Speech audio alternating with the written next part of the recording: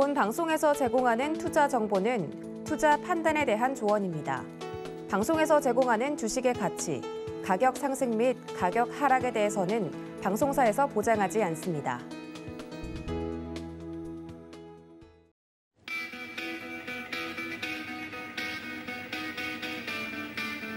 안녕하십니까. 고수익 작전 타임 진행의 도지은입니다.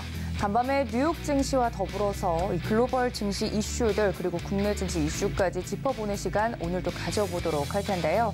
드디어 기다리던 8월의 소비자 물가가 발표가 됐습니다. 하지만 시장의 예상치를 벗어나면서 뉴욕 증시 큰 충격에 빠지는 모습이었는데요. 여기에 따른 오늘장 작전 제대로 또 세워봐야 될 것 같습니다. 끝까지 함께해 주시면서 저희와 이 포트폴리오 전략 세워보시면 좋을 것 같습니다. 자, 그렇다면 바로 이 뉴욕 증시와 관련된 내용들부터 짚어보도록 하겠습니다. 글로벌 이슈 도움 말씀 주실 전문가님 모셔볼 텐데요. 루크투자연구소의 임순재 대표님 연결되어 있습니다. 대표님 안녕하십니까? 네, 안녕하십니까? 네, 반갑습니다. 뉴욕 증시 관련돼서 제가 오프닝에서 좀 이야기를 해봤는데 분위기가 좀 심상치 않다는 이야기가 들려오고 있습니다. 미증시 마감 상황부터 정리해 주신다고요? 네, 어저께 미국 증시는 큰 폭의 하락을 기록을 했습니다. 미국 3대 지수 모두 4%에서 5% 정도 하락을 보였다라고 보시면 될 것 같은데요. 가장 큰 이유는 미국의 높은 CPI 상승률이 발표가 되면서 전체적으로 하락을 하는 그런 모습을 보였습니다. 다우 지수 같은 경우는 전일보다 3.96% 하락을 한 31,100. 4.97로 끝났고요. 나스닥 같은 경우는 5.2%, 그다음에 S&P 500 같은 경우도 4.36%가 하락을 했습니다. 필라델피아 반도체 지수도 6.18% 하락하는 그런 모습을 보였습니다. 변동성 지수라고 하고 불리는 VIX 지수 같은 경우도 27.27을 기록을 하면서 전일보다 14% 올라가는 그런 모습을 보였습니다. 다우지수가 어저께 빠진 게 1276포인트가 빠졌습니다. 이건 2000년 6월 이후에 가장 큰 하락폭을 기록을 한 그런 모습이었고요. S&P 500 같은 경우도 전일 3932포인트로 다시 4000포인트 밑으로 하락을 했습니다. 특히 50일 이동평균선 밑으로 다시 되돌아가는 그런 모습을 보였고요. 모든 섹터가 하락을 했습니다. 특히 기술주, 통신 서비스, 임의소비재 섹터가 5%대 넘는 하락을 하면서 다른 업종에 비해서 좀 하락폭을 키웠다라고 보시면 되겠습니다. 다우지수는 30개 종목 모두 하락을 했고요. 나스닥 100 같은 경우도 편입 종목 모두 하락을 했습니다. S&P 500 종목 중에서는 500개 종목 중에 490개 이상의 하락세를 기록을 했고요. 필라델피아 반도체 지수도 편입 종목 30개 모두 하락을 하는 그런 모습을 보였습니다. 주요 종목의 등락을 본다라고 하게 되면 애플 같은 경우가 마이너스 5.87%, 그다음에 알파벳도 마이너스 5.9%, 마이크로소프트도 마이너스 5.5%를 기록을 했습니다. 이외에 아마존이 마이너스 7%, 메타 같은 경우도 마이너스 9%를 기록을 했고요. 테슬라도 마이너스 4%대의 하락세를 보였습니다. 미국 시장은 지난주 목요일부터 계속 상승을 했었는데요. 이 상승폭을 대부분 다 반납하는 그런 모습을 보였다라고 보시면 되겠습니다. 특히 8월달 CPI 상승률의 기대치가 8.06% 수준으로 예상을 했었습니다. 일부에서는 8% 이하의 CPI 상승률을 기대를 했었는데 상승률이 8.3%가 나오면서 이러한 예상이 상당 부분 꺾였다라고 보시면 될 것 같고요. 그렇기 때문에 향후에 CPI 상승률이 쉽게 꺾이기는 어렵지 않을까. 그렇게 되면 기준금리 인상 속도도 지금보다 좀 더 빨리 이루어질 가능성이 있다라고 지금 시장에서 보는 거 아닌가 싶습니다. 미국 국채 10년물 같은 경우도 전일보다 5.8bp 오른 3.412%로 끝났습니다. 높은 CPI로 인해서 9월달 FOMC 회의에서 자이언트 스텝에 대한 기준금리 인상이 채권금리를 상승시켰다라고 보시면 될 것 같고요. 일부에서는 지금 높은 CPI로 인해서 75bp가 아닌 100bp 인상도 가능하다라는 그런 얘기가 나오고 있습니다. 대표적으로 어저께 노무라 증권에서 그런 발표가 나왔었고요. 10년물 국채금리가 그래서 장중에는 3.46%까지 상승을 하면서 연준 고점인 6월 14일 날 3.48% 부분까지도 상승을 했었습니다. 그 이후에 조금 이제 하락을 했다라고 보시면 될 것 같고요. 미 국채 2년물 같은 경우도 장중 3.79%를 기록을 하면서 2007년 이후 최고치를 기록을 했습니다. 마감에서는 소폭 하락을 하면서 3.745%로 마감을 했습니다. 미국 국채 이제 미국 기준금리의 인상 확률을 이제 예측을 하고 있는 패드워치의 자료에 의하면 9월달 기준금리 상승률이 100bp 상승이 처음으로 어저께 대두가 됐습니다. 기존에 이제 50bp, 75bp 상승 확률이었다가 이게 지금은 75bp, 그다음에 100bp 인상 확률로 좀 바뀌게 됐는데요. 일단 75bp 인상 확률이 68% 정도 예측이 되고 있고요. 100bp 인상 확률도 32%로 상당히 높게 지금 예상이 되고 있는 그런 상황으로 마감을 했습니다. WTI 유가 같은 경우는 어저께 소폭 하락을 하면서 87.57달러를 기록을 했습니다. 인플레이션을 잡기 위해서 기준금리 인상이 계속 이뤄질 것이다라는 그런 우려가 확산이 되면서 향후에 글로벌 경기 둔화 우려감이 다시 얘기가 나오면서 원유 수요가 감소될 우려가 커졌다라는 게 소폭을 하락한 이유다라고 보시면 되겠습니다. 그리고 전일 달러 인덱스가 다시 강세로 돌아섰습니다. 전일 109.88포인트로 끝나게 됐는데요. 지금 달러 인덱스가 지금 9월 7일 날 110포인트에 찍었다가 이제 좀 소폭 하락을 했었는데 다시 기준금리 인상 가능성이 불거지면서 달러 강세가 이루어졌다라고 보시면 되겠습니다. 이에 따라서 유로화 같은 경우 다시 페러티를 하회하면서 0.999달러로 마감을 했고요. 파운드화, 그다음에 엔화 같은 경우도 전북 약세를 면치 못하는 그런 장세를 보였습니다. 네, 뉴욕 증시 마감 상황 자세하게 좀 전달을 해드렸습니다. 말씀해 주셨던 것처럼 간밤에 뉴욕 증시 분위기가 좋지 않았는데요. 가장 큰 이유로 꼽히고 있는 것이 바로 이 소비자 물가 발표였을 것입니다. 관련돼서 이번 주 내내 이 이벤트를 기다렸다고 해도 과언이 아닌데 문제가 됐던 것이 시장의 예상치보다 높았다는 점이 가장 크게 작용을 한 것 같은데요. 이런 수치들만 보면 전월 대비 둔화가 된 건 맞지만 시장의 예상치보다는 웃돌았다. 이게 지금 시장이 하락한 요인으로 풀이가 되고 있거든요. 이후 시장 전망이 가장 궁금합니다만 시장이 이렇게 좀 안 좋은 쪽으로 반응을 하게 된 이유가 가장 크게 궁금합니다. 어떻게 좀 보셨을까요, 대표님? 네, 어저께 8월달 CPI가 시장 예상보다 상당히 좀 높게 나왔습니다. 이에 따라 시장 충격이 좀 커졌다라고 보시면 되는데요. 이렇게 이제 충격이 커지게 된 가장 큰 이유가 지난 이제 목요일서부터 미국 시장이 8월 CPI가 예상보다 좋을 것이다라는 기대감 때문에 주가가 많이 올랐다라고 보시면 됩니다. 이 주가 오른 거에 대한 이제 실망감이 이런 시장을 좀 하락폭을 좀 키웠다라고 보시면 될 것 같습니다. 전일 미국 8월달 CPI는 명목 CPI가 8.3% 상승하는 그런 모습을 보였습니다. 세 달 연속 CPI 상승률이 하락하는 그런 모습을 보였는데요. 지난 6월달 9.1%를 9.5로 해서 7월달 8.5, 그다음에 8월달 8.3 이런 식으로 점차 이제 수치가 좀 낮아지는 그런 모습을 보였습니다. 그렇지만 시장 예상치 8.1%보다 높게 나왔고요.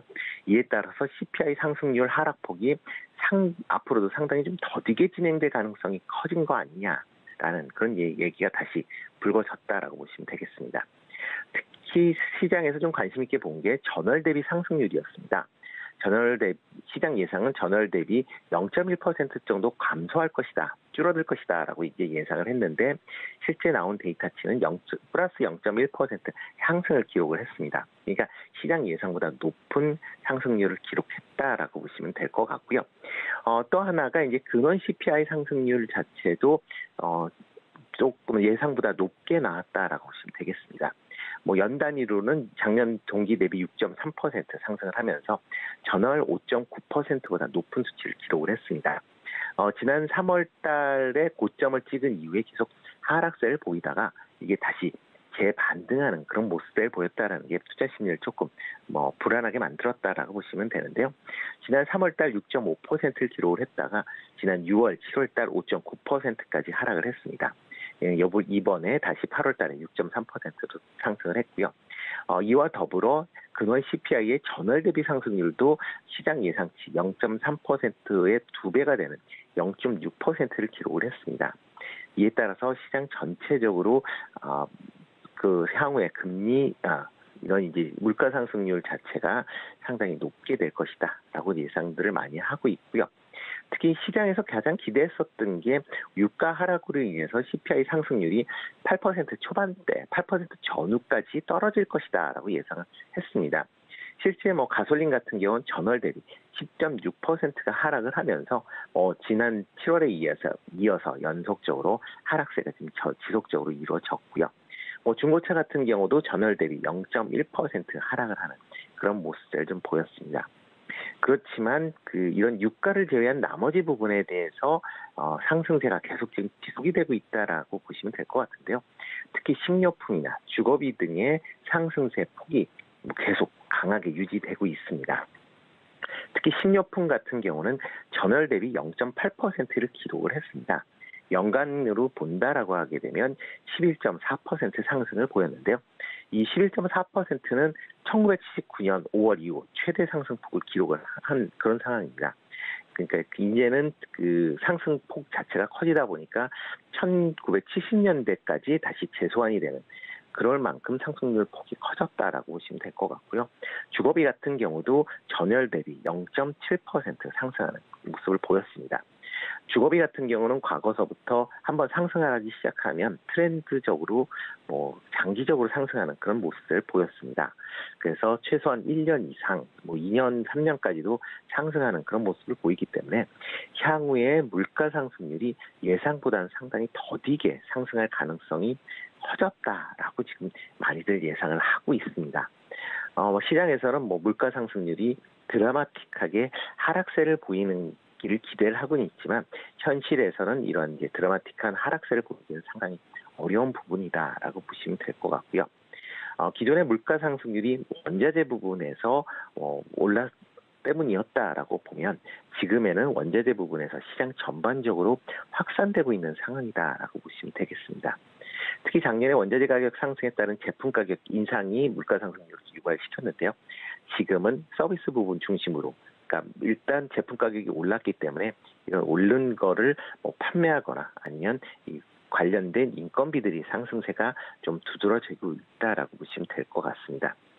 그렇기 때문에 연준에서 지금 목표로 하고 있는 2% 물가는 당분간은 조금 어렵지 않을까라는 생각을 해보고 있고요. 지금 현재 시장 전체적으로 분위기를 본다라고 하게 되면 2024년 정도나 돼야 물가가 2%대 근처까지 아니면 2%대에 접어들지 않을까라는 전망을 해보고 있습니다.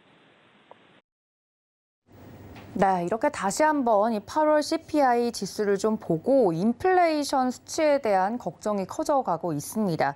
그렇다면 다음 주에 있을 FOMC 정례회의 이야기를 또 안 할 수가 없을 것 같은데 이 연준과 바이든 대통령의 고민이 좀 깊어가는 것이 여기까지 느껴집니다. 앞서서도 어느 정도 폭으로 인상을 할 것인가에 대해서 많은 부분들이 추측이 좀 나오고 있지만 9월 FOMC 전망 대표님 어떻게 좀 보는 게 저희가 맞을까요? 네, 지금 기준금리 인상폭이 일단 시장에서는 자이언트 스텝인 75bp를 인상을 할 것이다라는 게 대체적인 분위기 아니었나 싶습니다. 어떻게 보면 3번 연속 지금 자이언트 스텝을 하는 그런 이제 상황으로 되어 있는데요. 아마 지금 어저께 이제 CPI 발표가 나오기 전까지도 이런 분위기가 계속 이어졌다라고 보여집니다. 그렇지만 전일 8월달 CPI 상승률이 나오면서 과연 현재의 이런 금리 수준으로 인플레이션을 잡을 수 있겠느냐라는 인식이 지금 확산되고 있다라고 보시면 되겠습니다. 그렇기 때문에 75bp로는 못 잡을 수도 있다. 그렇게 되면 지금보다 추가적인 금리 인상이 불가피한 거 아니냐라는 그런 얘기가 나왔고요. 그렇기 때문에 패드워치에서도 전일 9월달 기준금리의 인상 확률이 100bp 인상을 하겠다라는 게 새롭게 나타났다라고 보시는 게 더 맞지 않을까 싶습니다. 기준금리는 아마 그렇기 때문에 FOMC 회의에서도 아마 고민을 많이 할 걸로 그렇게 예상을 하고 있습니다. 그렇지만 경제적인 충격을 감안한다라고 하게 되면 한 번에 100bp를 올리기보다는 이번에 75bp 그다음에 다음번에 그거에 상응하는 또 뭐 75bp를 올린다든가 하는 형태가 좀 될 가능성이 좀 커지지 않을까라는 생각을 해보고 있습니다. 일단 뭐 FOMC까지 아직 시간이 좀 남아있는 그런 상황이기 때문에 전반적으로 다시 그런 분위기를 좀 같이 맞춰서 보시는 게 어떨까 싶고요.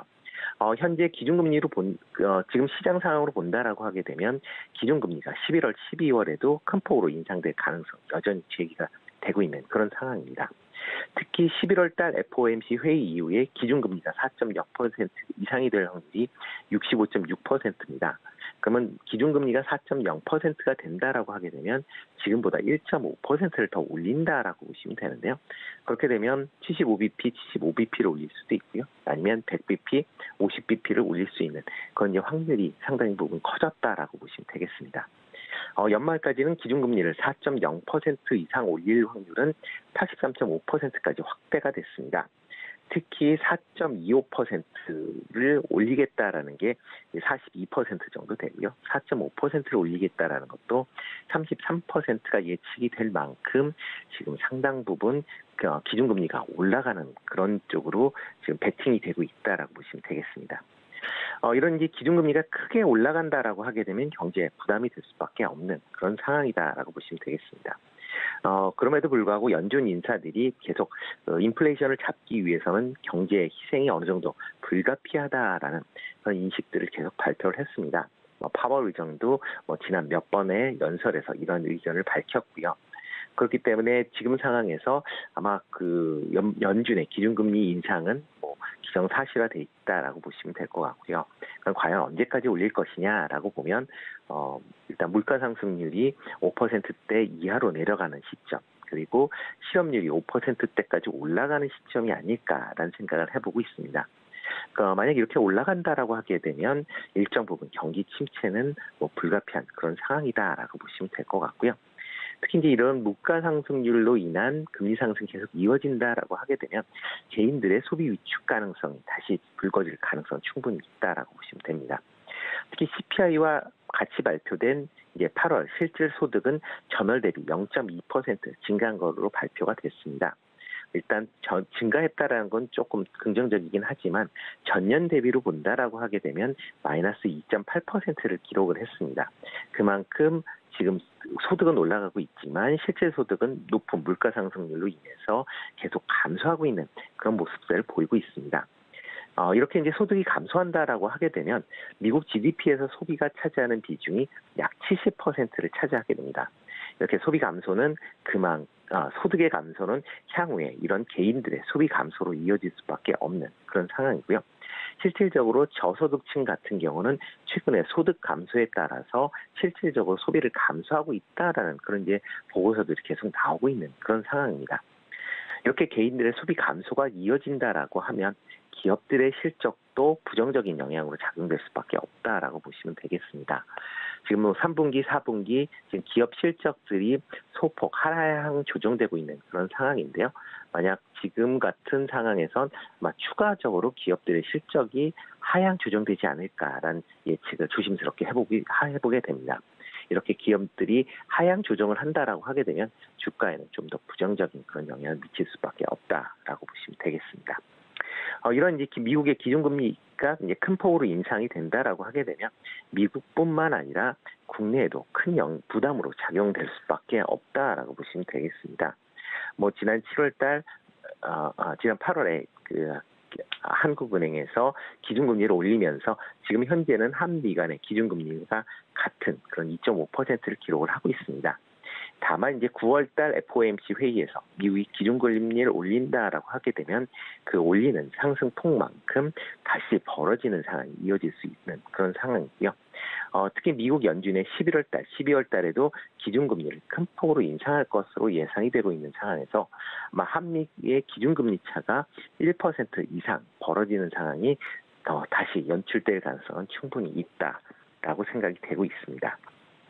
이렇게 이제 미국과 이제 기준금리가 큰 폭으로 벌어진다라고 하게 되면 하는 입장에서 보면 기준금리를 적정 수준으로 관리할 받고자 하는 그런 이제 욕구가 강해질 수밖에 없는 거고요. 특히 한미금리 역전차가 지속이 되면서 그 기준금리의 차까지 확대가 된다라고 하게 되면 외국 투자자들의 이탈 가능성도 계속 커질 수밖에 없다라고 보시면 되겠습니다. 뭐 지난 이제 8월 달에 외국인들의 이제 9월 1일부터 9월 7일까지 외국인들이 한 4조 원 정도 국내 주식을 매도하는 그런 모습을 보였습니다. 그렇기 때문에 외국인들의 이제 추가적인 이탈 가능성도 얘기가 나올 수 있고요. 지난 8월 달 채권 시장에서 외국인이 갖고 있는 만기 채권 중에서 재투자를 되지 않고 만기로 상환된 금액이 한 1조 8천억 정도 됩니다. 재투자되지 않았다라는 건 그만큼의 자금을 회수했다라고 받아들일 수가 있는데요. 그러면 지금 현재 수준에서 1조 8천억을 재투자하지 않았다라고 보면 추가적으로 금리 인상이 되면 이런 재투자되지 않는 금액이 좀 더 커질 수밖에 없고 그 자금이 좀 더 고금리를 주는 미국 채권으로 이동할 가능성은 충분히 있다라고 보시면 되겠습니다. 다만 이제 국내 금리를 빠르게 올리게 된다라고 하게 되면 가계 부채에 대한 그 이자 증가 부분이 상당히 부담이 될 수밖에 없고요. 그렇게 되면 소비 위축에 대한 우려도 다시 불거질 가능성이 충분히 있다라고 보여집니다. 그러면 뭐 국내 경제 전반으로도 둔화 가능성이 확산이 되면서 뭐 국내 뭐 전반적인 상황이 좀 안 좋아질 가능성은 있고요. 이에 따라서 주식 시장도 일단 긍정적인 것보다 부정적인 그런 이제 부분이 좀 더 커질 가능성이 있다라고 보입니다. 네, 경제 전반적으로 경기 둔화에 대한 가능성이 다시 한번 커지고 있다 정리를 좀 해드렸습니다. 국내와 관련돼서도 금통위 통화 정책 방향 결정 회의가 참고로 올해 10월, 11월 두 차례 정도 남아있다는 점까지 여러분들 체크가 가능하실 것 같고요. 자, 그렇다면 대표님 오늘장 작전이 궁금합니다. 오늘 국내 증시도 출발 증시가 별로 좋지 않을 것으로 예상이 되고 있는데요. 어떤 작전 저희가 세워보면 좋겠습니까? 네, 뭐 전일 시장은 이제 추석 연휴 때 해외 증시가 이제 상승 때문에 이제 큰 폭의 상승세를 보였죠. 그래서 2,449포인트까지 이제 상승을 했었는데 아마 금일 같은 경우는 미국 시장의 급락으로 인해서 뭐 2,400포인트 지지 여부가 아마 오늘 주요 부분 아닐까 싶습니다. 특히 전일 이제 상승했었던 게 미국의 이제 CPI 상승률이 예상보다 낮을 것이다라는 기대감이 이제 선반영되었었는데 오늘 나타난 게 예상보다 높은 이제 CPI가 발표가 됐기 때문에 그런 기대감이 철회가 되는 그런 상황이다라고 보시면 될 것 같고요. 그러다 보면 오늘 주식시장 전체적으로 좀 큰 폭의 하락으로 출발을 하지 않을까라는 생각을 해보고 있습니다. 특히 이제 관심 있게 보셔야 될 게 오늘도 이제 환율 부분 아닌가라는 생각을 해보고 있는데요. 어제 역외 환율에서 원화가 장중 1,395원까지 상승을 했습니다. 지금 현재 1,390원대 초반대에 지금 머물러 있는데요. 지금 전일 달러 인덱스도 지금 109포인트, 110포인트 근처까지 올랐다가 지금 장외에서 110포인트를 넘어서는 그만큼 달러 강세가 이어지고 있다라고 보시면 되겠습니다. 이렇게 이제 달러 강세가 이어진다라고 하게 되면 외국인 입장에서 투자에 상당히 이제 부담스러울 수밖에 없다라고 보여지고요. 오늘 달러 강세로 인해서 장중에 1,400원 터치 여부도 아마 조금 관심을 보시는 게 어떨까 싶고요. 다만 이제 1,400원대로 달러가 올라간다라고 하게 되면 환율 당국에 아마 개입이 있을 가능성도 좀 있다라고 보여집니다. 일단 시장은 보수적인 그런 관점에서 접근하실 필요는 여전히 있다라고 보시면 될 것 같고요. 향후에 인플레이션에 따른 이제 기준금리 인상이 계속 확산되고 있는 그런 상황이기 때문에 기업에 대한 수익성 악화가 다시 불거질 가능성은 있고 이에 따라서 각 개별 기업에 대한 이제 추가적인 하락에 대해서도 좀 대비할 필요가 있지 않을까라는 생각을 해보고 있습니다. 그렇기 때문에 지금 상황에서는 현금성 비중을 저번서부터 계속 말씀을 드리고는 있지만 현금성 비중을 높이는 전략이 계속 유효하다라고 보여지고요. 일단은 현금 비중을 높여가야 향후에 이런 주가가 추가적으로 하락을 했을 때 그게 대비를 할 수 있다라고 보시는 게 더 맞지 않을까 싶습니다. 물론 장중에 정책적인 모멘텀으로 인해서 이거나 아니면 개별적인 종목에 대한 이슈 때문에 상승하는 종목은 있을 것 같기는 합니다. 그렇지만 시장 전체적으로 본다라고 하게 되면 여전히 불투명한 그런 상황이 좀 더 이어질 가능성은 있다라고 보시면 될 것 같고요. 그렇기 때문에 지금 상황에서는 공격적으로 투자하시는 건 조금 삼가하시고 보수적으로 현금을 좀 확보하는 전략을 계속 하시는 게 어떨까 싶습니다. 네, 현금 비중을 높이는 전략까지 이야기를 들어봤습니다. 지금까지 루크투자연구소의 임순재 대표님과 함께했습니다. 대표님 고맙습니다. 네, 고맙습니다. 네, 이렇게 글로벌 이슈들 체크를 좀 해봤습니다. 그렇다면 국내 이슈에 좀 국한돼서 이야기를 나누어 봐야 될 것 같은데요. 도움 말씀에 교보증권 여의도금융센터 윤여민 FP님 스튜디오에 모셨습니다. FP님 어서 오세요. 네, 안녕하십니까. 네, 이렇게 국내 증시 리뷰를 좀 들어봐야 될 것 같습니다. FP님 어제 우리 시장만 보면 기관이 굉장히 좀 많이 시장을 받쳐주는 모습이었습니다. 어제 우리 시장 어땠나요? 일단 말씀하셨던 것처럼 이제 어제 같은 경우 좀 기관 외국인의 좀 양 매수세가 좀 들어오는 좀 모습이 좀 보였었고요. 특히 이제 그 추석 연휴 기간 동안 좀 해외 시장은 상당히 좀 견조했던 모습을 보였죠. 뭐 이러한 부분들로 인해서 코스피 같은 경우는 상당히 좀 큰 폭의 좀 상승세를 좀 시현하는 모습을 좀 보여줬다라고 볼 수 있을 것 같습니다. 결국 이제 뚜렷한 이제 호재가 있다기보다는 기존의 악재가 좀 완만해진 어떤 그런 모습이 아닌가 좀 생각을 하고 있고, 특히 이제 오늘 좀 CPI가 좀 나왔지만 이제 어제 같은 경우는 CPI 전망대가 좀 상당히 낮아지면서 이러한 부분에서 뭐 긴축이라든지 인플레이션 부담에 대한 부분들이 일부 좀 상쇄되는 어떤 그런 부분이 좀 있었다라고 볼 수 있을 것 같습니다. 그리고 특히 이제 미국 증시에서 보게 된다고 하면 최근에 좀 나스닥이 좀 상대적으로 강했죠. 뭐 그러다 보니까 지금 우리나라 같은 경우도 좀 나스닥과 좀 연관이 있는 기술주들의 좀 반등이 어제는 좀 상당히 돋보였다라고 볼 수 있을 것 같습니다. 결국 이제 어떤 가치주보다는 좀 성장주, 좀 빅테크에 대한 움직임이 좀 있었고요. 특히 애플 같은 경우가 5월 27일 이후 최대 폭으로 좀 상승을 했죠. 뭐 그러다 보니까 이제 우리나라 같은 경우도 삼성전자가 뭐 58,000원 라운드 피겨라고 하는데 그 부분을 다시 한번 좀 탈환하는 모습이 나왔습니다. 이에 따라서 뭐 삼성전자 같은 경우 7월 15일 이후에 좀 최대 상승폭이 나왔다는 점에서 봤을 때 좀 상당히 좀 의미가 있었다라고 볼 수 있을 것 같고, 이제 반면에 이제 이런 테크주, 그다음에 IT 반도체주는 상당히 좀 선전한 모습 보였습니다만, 뭐 지난주까지 좀 수급이 좋았던 차라든지 또 화학 쪽에서는 일부 좀 차익 실현 매물이 나왔다라고 볼 수 있을 것 같습니다. 여기다 또 이제 중국에서도 좀 호재가 좀 있었죠. 특히 이제 중국 같은 경우는 최근 7일 중에서 6일 정도 상승하는 좀 모습이 나왔다는 점에서 봤을 때 최근 뭐 모건 스탠리 같은 경우 중국에 대한 매수 의견을 좀 냈죠. 뭐 이러한 좀 어제 같은 경우는 여러 가지 좀 호재들이 있다 보니까 이러한 측면에서 우리나라 증시도 같이 좀 상승하는 모습이 좀 나왔다라고 좀 생각할 수 있을 것 같습니다. 네, 어제 우리 증시 정리를 좀 해주신 것처럼 분위기가 나쁘지 않았습니다. 그리고 좀 긴 휴장 기간을 거쳤음에도 불구하고 다행히 글로벌적으로도 큰 이슈는 없었기 때문에 어제 우리 증시는 분위기가 좋았는데, 간밤에 뉴욕 증시가 지금 큰 폭으로 하락을 한 만큼 오늘장 작전을 좀 잘 세워봐야 될 것 같습니다. 여전히 인플레이션 그리고 경기 둔화에 대한 이야기들이 나오고 있는 와중에 이런 시장 속에서도 섹터를 잘 구별을 하고 종목을 잘 고르면 버틸 수 있다. 저희에게 좀 희망을 보여주지 않으셨습니까? 그래서 오늘도 어떤 섹터를 좀 준비하셨는지 궁금한데 오늘은 어떤 쪽을 좀 볼까요?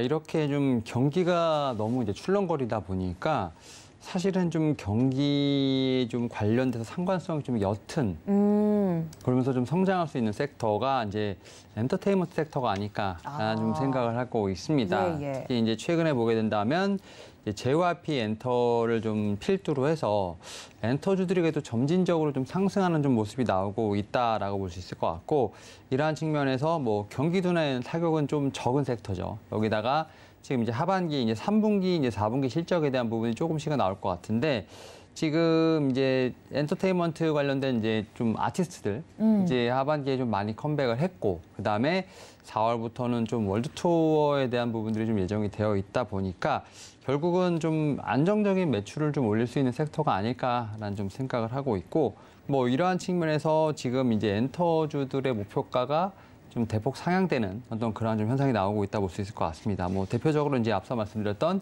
JYP 엔터 같은 경우는 이제 어제 63,000원에 좀 마감을 했습니다만, 지금 뭐 KF 유진, 뭐 SK, 하이, 뭐 하나 좀 상당히 많은 증권사들이 지금 목표가를 상향을 하고 있고, 최대 지금 85,000원까지 지금 올라가 있는 상황이라 볼 수 있을 것 같은데, 일단 뭐 스트레이키즈 지금 이제 일본 콘서트가 좀 나와 있는 부분들, 그다음에 네. 트와이스 같은 경우는 뭐 유닛이 좀 성공을 좀 기대하고 있다라고 볼 수 있을 것 같습니다. 여기에 좀 이제 팬덤이라고 할 수 있는 북미나 일본 쪽에서의 어떤 시장이 좀 상당히 커지고 있는 부분이 있기 때문에 일단은 제가 볼 때는 올해 영업이익은 뭐 컨센서스 대비 한 10% 이상 좀 상회하는 어떤 그러한 좀 호실적을 거두지 않을까라는 좀 생각을 하고 있습니다. 이런 측면에서 JYP 엔터가 좀 상당히 상승세가 좋다라고 볼 수 있을 것 같고, 이제 저는 이제 좀 눈여겨보는 게 이제 YG 엔터테인먼트라고 볼 수 있을 것 같은데, 네. 지금 YG 엔터테인먼트 같은 경우 57,000원에 지금 이제 위치해 있는데, 여기도 한 8만 원 정도까지는 지금 상승세가 좀 어떻게 보면 목표가가 올라가 있다 볼 수 있을 것 같습니다. 특히 이제 블랙핑크 컴백을 했고 뭐 트레저도 컴백을 했기 때문에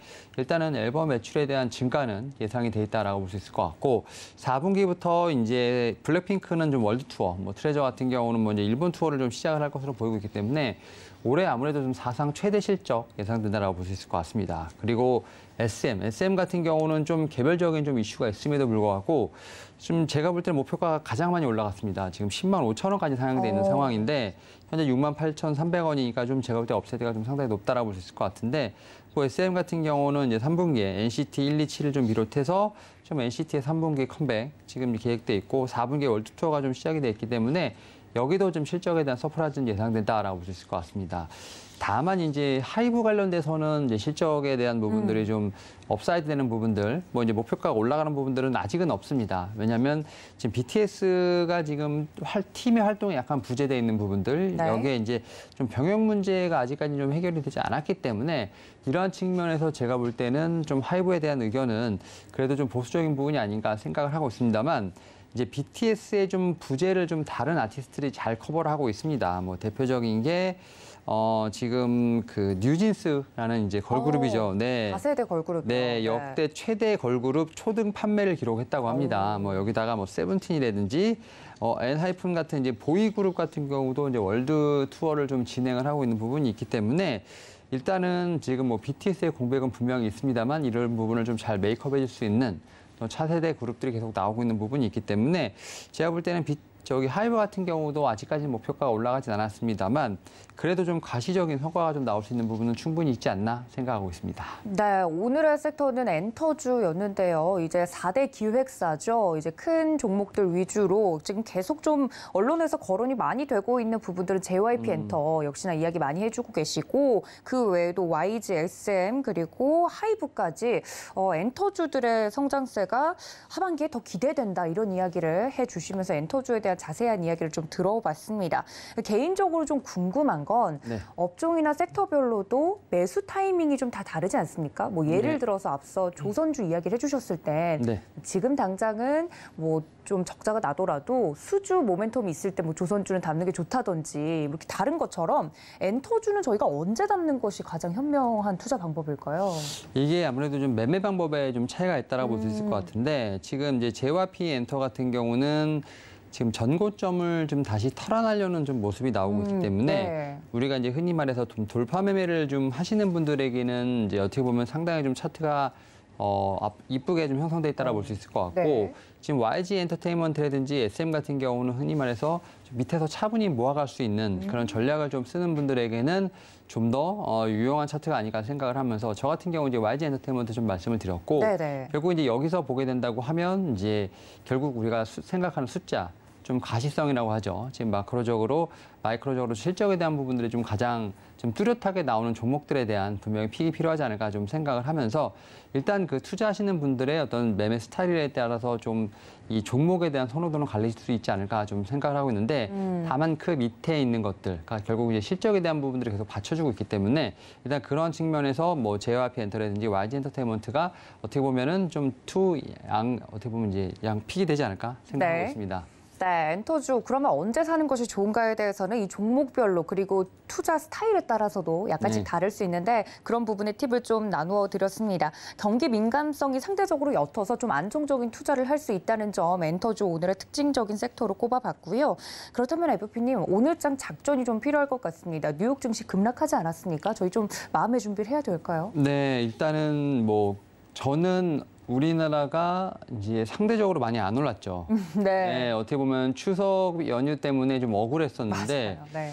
오히려 그런 측면에서 오늘 좀 덜 이제 하락하지 않을까라는 좀 조심스러운 예상을 좀 해보고 있습니다만, 결국은 지금 물가가 좀 상당히 안 잡히고 있는 상황이죠. 물가가 좀 상당히 좀 충격적인 부분이라 볼 수 있을 것 같고, 그런 측면에서 CPI가 단기적으로 지수의 어떤 방향을 결정할 수는 분명히 있지 않을까 좀 생각을 하고 있습니다. 다만 좀 큰 흐름에서 봤을 때 어떻게 보면 이제 지수의 향방을 바꿀 수 있는 큰 재료는 아니라고 좀 생각을 하는데 저는 이제 확실히 이제 이 CPI 지수 중에서도 좀 세부 항목별로 좀 봐야 되지 않을까 좀 생각을 하고 있는데 확실히 좀 가장 좀 우려했던 부분이 에너지, 중고차 가격 같은 경우는 확실히 좀 피크아웃을 했다라는 좀 생각이 듭니다. 뭐 이런 측면에서 봤을 때 뭐 지금 현재 가지고 계신 우리 포트 같은 경우는 어떻게 보면 투매보다는 좀 보유의 관점을 좀 계속 좀 지켜봐야 되지 않나라고 생각이 들고 있고 그다음에 좀 평소에 관심을 갖고 있었던 기업이라면 한 번쯤은 좀 봐야 될 어떤 그런 상황이 아닌가라는 좀 생각을 하고 있습니다. 그리고 일단 우리나라 증시 같은 경우는 금리 상승기에도 그래도 좀 버텼다는 점에서 봤을 때 저는 뭐 금리 상승에 대한 부분들은 어느 정도 좀 증시가 내성을 갖고 있지 않나라는 좀 생각을 하고 있고 이제 가장 중요한 건 오늘 이제 CPI 수치 발표 이후에 얼만큼 이제 증시가 잘 버티냐가 상당히 중요하지 않을까라는 좀 생각을 하고 있고 다만 이제 이 낙폭이 이제 종목별로 좀 상당히 편차가 좀 심합니다. 지금 3주 동안 뭐 1,200 종목 넘는 하락이 나왔던 이제 그런 증시가 세 차례 이상 좀 나왔기 때문에 사실은 좀 기술적인 측면에서 봤을 때는 반등이 나와도 사실 기술적 반등에 좀 불과할 수 있는 부분도 충분히 있다라는 측면에서 봤을 때 어떤 대세 상승에 대한 부분들 뭐 이런 부분보다는 CPI에 대한 부분을 얼만큼 이제 증시가 좀 반응을 하고 소화를 하면서 그 후에 기술적 반등을 노리냐가 상당히 중요하지 않을까 좀 생각을 하고 있고 이러한 측면에서 이제 우리는 좀 단기적으로나 반등이 좀 나올 수 있는 종목들에 대한 어떤 그러한 체크 내지 좀 집중이 필요하지 않을까라는 좀 생각을 하고 있습니다. 그리고 이제 어제 좀 양매수가 들어왔기 때문에 결국 이제 수급에 대한 부분들이 상당히 중요하지 않을까 좀 생각을 하고 있는데 결국 뭐 외국인 같은 경우는 오늘 좀 환율에 대한 부분을 좀 계속 체크를 해봐야 되지 않을까 좀 생각을 하고 있고요. 일단은 뭐 시장에 대한 부분들 뭐 예측을 하기보다 결국 대응의 영역이기 때문에 일단 오늘 장 시작한 이후에 한번 우리나라 시장이 어떻게 좀 반응하는지 좀 계속 체크를 해봐야 되지 않을까 생각하고 있습니다. 네, 오늘 시장에 대해서 전략을 좀 세워드렸는데요. 장중에도 저희 함께 시장에 대해서 체크를 해드릴 예정이니까 끝까지 함께해 주시면 좋을 것 같습니다. 지금까지 교보증권 여의도금융센터 윤여민 FP님과 함께했습니다. FP님 고맙습니다. 네, 감사합니다.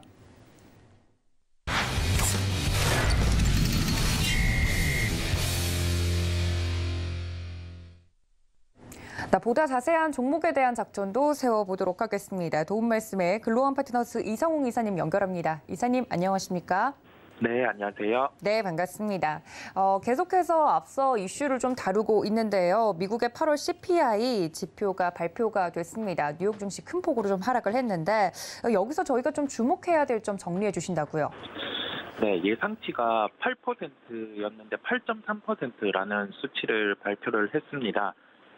절대적인 수치를 보자면 한 0.3%가 그렇게 큰 건가라고 생각을 할 수 있는데 세부적인 내용들을 살펴보면 그 에너지 부분 같은 경우가 좀 둔화되었음에도 불구하고 나머지 지표들 같은 경우 즉 뭐 원자재라든지 이런 요소에 크게 반응하지 않는 나머지 지표들이 좀 불안한 그런 수치들을 나타내면서 이게 그 다음 달 CPI 발표 같은 경우도 좀 우려가 될 가능성이 높습니다. 그리고 연결해서는 물가 지표와 금리 이 부분을 연결해 볼 필요가 있겠는데 75bp 인상을 시장에 반영이 돼 있었어요. 그렇다 보니까 어제 시장 같은 경우로 연율을 반영해서 좀 강하게 상승을 한 모습이었고 그 휴일간의 신흥국들의 상승을 반영을 하면서 키 맞추기가 나타났습니다.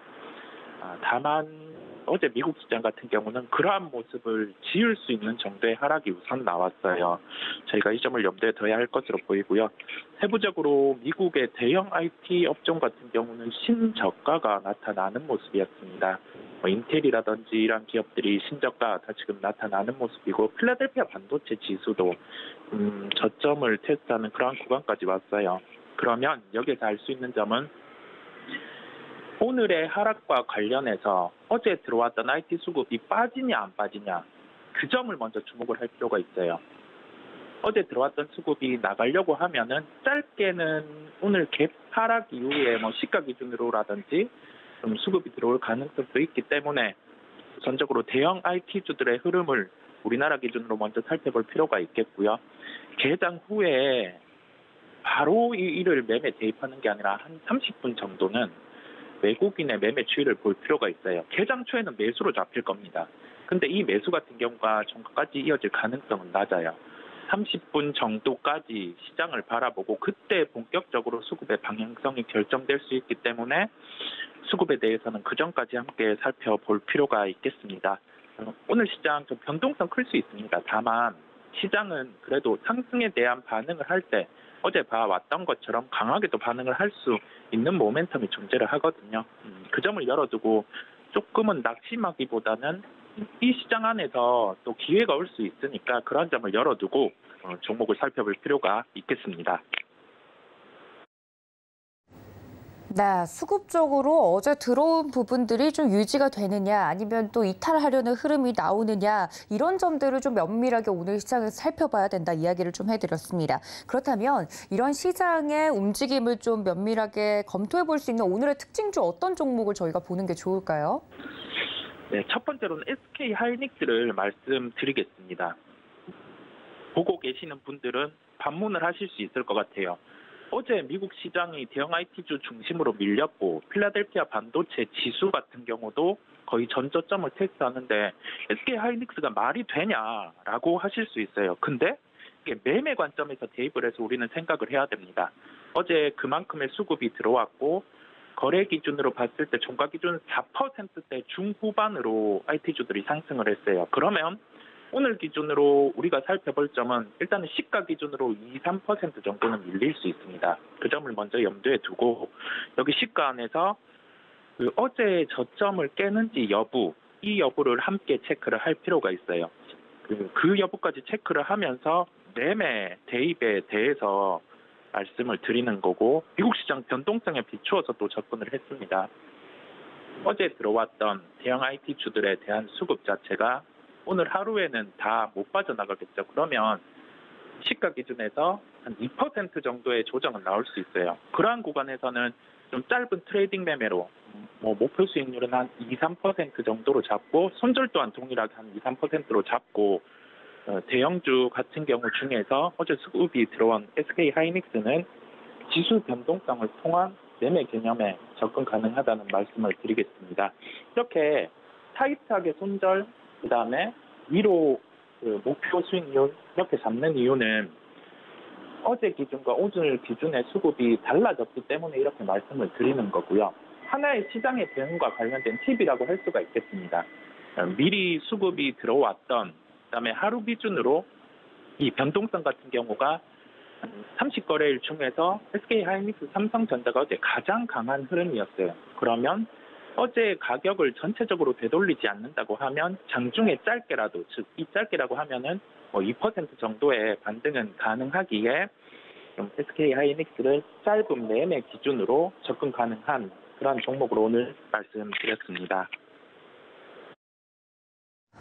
네, 오늘의 특징적인 종목 SK 하이닉스였습니다. 보시는 분들은 전략과 더불어서 SK 하이닉스를 본다고라고 생각하실 수 있을 것 같은데요. 이 수급적인 부분에서 시장에서 유의미한 수급이 빠져나가는지 그 변동성을 확인을 하면과 동시에 SK 하이닉스는 오늘의 특징주 굉장히 짧은 매매 관점으로 이야기를 드렸다는 점까지 다시 한번 좀 강조를 드리도록 하겠습니다. 가격 접근은 시가 기준 접근이 가능하다고 하셨고 이 변동 부분에서도 2%대의 변동폭을 보인다면 짧게 수익을 좀 보고 나올 수 있는 종목으로 SK 하이닉스 특징적인 종목으로 좀 말씀을 드렸으니까요. 여러분들 시장 상황에 따른 특징주라는 점 다시 한번 생각을 해주시면 좋을 것 같습니다. 자, 다음 이슈로 좀 넘어가 보도록 하겠습니다. 원자재 가격 변동성 이야기가 나오고 있는데요. 최근 유가 변동성도 굉장히 크고요. 어떤 부분을 저희가 집중해서 보는 게 좋을까요? 원자재 가격 자체의 변동성이 좀 커져 있는 구간에서 좀 줄어드는 구간 이렇게 나타나고 있어요. WTI 기준으로 유가는 80불 후반 수준에 도래를 해 있습니다. 이 80불 후반 같은 경우는 구체적인 수치가 중요한 게 아니라 우리가 여기에서 볼 점은 유가 같은 경우가 변동성이 줄어드는지 여부, 그 여부가 가장 중요합니다. 상승을 하든 하락을 하든 크게 중요하지는 않아요. 근데 주요 가격은 알아야 되겠죠. 만약에 유가가 70불 이하로 도래하는 구간에는 경기 침체를 기정사실화하고 받아들여야 되는 구간입니다. 그리고 연결해서는 신재생 에너지 같은 경우 원가 대비해서 에너지 효율 같은 경우가 유가 70불 이하에서는 그 화석연료가 더 유리하게 돼요. 그렇다 보니 이 주요 가격을 먼저 기억을 해놔야 되겠고, 현 구간에서는 그 하방에 대한 그러한 부분을 생각해 놓고 유가가 변동성이 줄어든다면 지금의 우리가 시장이 조정이 나왔을 때 매도를 해야 되는 업종, 그다음에 매수를 해야 되는 업종까지 연결해서 구분을 해놓을 필요가 있어요. 왜냐하면 오늘의 시장의 하락 같은 경우는 전 업종을 놓고 그냥 매도를 하는 게 아니라 이제 포트를 추려 나가는 그 과정이라고 말씀을 드릴 수 있습니다. 우리는 이러한 시장의 하락이 나오더라도 손을 놓고 있는 게 아니라 매수를 할 수 있는 기회가 되는 업종을 추려야 돼요. 그런 업종 같은 경우가 리오프닝과 관련된 업종입니다. 리오프닝과 관련해서 뭐 여행을 사고 항공을 사고 엔터를 사고 전부 다 사는 게 아니라 그 업종 안에서도 1등주의 흐름을 먼저 파악을 해야 되겠고요. 대표적으로 항공과 관련해서는 대한항공 이런 종목들도 좋아요. 유가 변동이 축소가 되면은 당연히 실적은 잘 나오겠고 지금 단계적으로 일본 노선부터 해서 확대가 되니까 좋을 수 있는데 그 좋다는 기준 안에서 우리는 1등주를 찾아서 매매를 해야 되는 점을 알 수 있고 저가항공과 관련해서는 증자의 이슈도 존재를 합니다. 그러면 연결해서 생각할 점은 첫 번째로 유가의 변동성이 줄어드는 상황, 두 번째로는 저가항공에서 코로나 이전에 매출 비중이 가장 컸던 게 일본 노선입니다. 그러면 그 일본 노선 같은 경우가 바뀌는 게 있느냐? 바뀌는 부분은 비자 발급 같은 경우도 이제 이 부분이 면제가 되게 되고, 그다음에 패키지 관광을 개인 관광으로 이제 열어주게 되는 그 점을 검토를 하고 있거든요. 그렇다 보니 그러면 저가항공을 매매를 해야 되겠다 생각을 할 수 있고, 그러면 여기에서 저가항공에 대한 이슈가 있는 부분이 자금의 조달 부분이니까 그러한 자금 조달이 먼저 이루어졌고 그 가능성이 낮은 종목은 뭘까 하면은 진에어와 같은 종목은 시장이 조정이 나왔을 때 매수 대응을 할 필요가 있어요. 즉 여기에서 알 수 있는 점은 뭐냐면 업종 안에서 1등주에 대해서 매매를 접근을 해야 된다는 점이고, 이 1등주 같은 경우는 시장이 조정이 나왔을 때 매도보다는 매수 대응을 하는 게 낫다라고 말씀드릴 수 있겠습니다. 연결해서 리오프닝과 관련된 또 다른 종목을 말씀을 드리려고 하고요. 이 종목 같은 경우도 시장이 조정 나왔을 때 매도보다는 매수 대응을 해야 되는 종목이라고 말씀드리겠습니다. 네, 그렇다면 업종 중 1등주일 것으로 예상이 되는데 오늘의 두 번째 특징주 어떤 종목일까요? 네, 두 번째 특징주는 여행과 관련된 종목이에요. 하나투어입니다. 하나투어 같은 경우는 크게는 우리가 생각해 볼 수 있죠. 여행을 갈 때 예전에 하나투어를 쓰고 갔지 플랫폼을 통해서 가는데 이게 경쟁력이 있느냐라고 할 수 있는데, 안 좋아진 업종의 상황에서 주가가 좋아질 수 있는 요인이 하나라도 나타나면은 선행해서 주가는 반응을 할 수 있습니다. 이 선행해서 반응하는 구간에서 이 모멘텀을 전부 다 반영을 했냐 안 했냐, 그리고 이 모멘텀 같은 경우가 좀 추가로 부여될 여지가 있느냐, 그 점까지 함께 생각을 해볼 필요가 있고요. 하나투어는 서두에 말씀드린 것처럼 일본의 여행 관련해서 정책 변화가 부각이 될 수 있습니다. 왜냐하면 예전에 코로나 이전 단계를 살펴볼게요. 코로나 이전에 패키지 송출객 수 기준으로 40%, 해외법인 매출액 중에서 절반 이상이 일본 지역에서 창출이 됐었습니다. 그렇다 보니 이와 연결해서 하나투어 같은 경우는 일본의 패키지 부분의 개선, 그다음에 개인 비자 발급의 면제, 이 부분이 이제 정책으로 나타난다고 하면은 주가 같은 경우는 한 차례 더 상승이 가능하고요. 3분기부터 이제 실적 회복 같은 경우가 본격적으로 나타날 것으로 보입니다. 월별 여행객 데이터를 보더라도 좀 3분기의 실적의 예상치가 낮아져 있는데 그 톤보다는 높을 수 있는 점 함께 생각을 하고 대응이 필요하겠습니다. 가격적인 면은 어제의 가격 흐름 같은 경우는 꽤 좋은 흐름이 나타났었어요. 좋은 흐름이 나타났었는데 여기에서 무턱대고 그냥 이 가격 흐름이 좋아서 접근한다라고 하기보다는 시장에 조정이 나올 수 있는 점을 감안해서 오늘 기준으로 가격은 57,000원대 접근 가능하다는 결론이겠습니다. 네, 오늘의 두 번째 특징주 하나투어 이야기를 해드렸습니다. 가격 접근이 가능한 부분까지 여러분들께 말씀을 드렸으니까 이 점까지 참고해 주시면 좋을 것 같고요.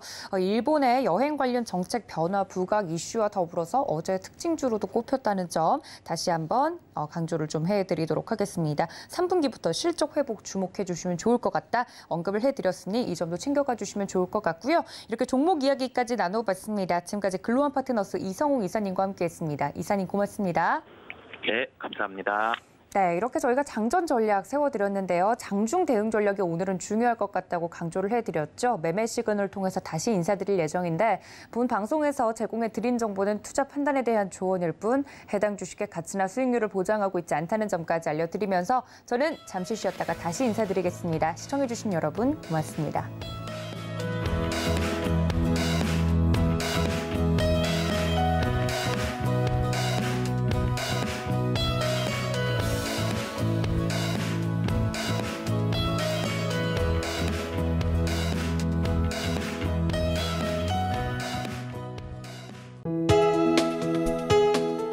본 방송에서 제공하는 투자 정보는 투자 판단에 대한 조언입니다. 방송에서 제공하는 주식의 가치, 가격 상승 및 가격 하락에 대해서는 방송사에서 보장하지 않습니다.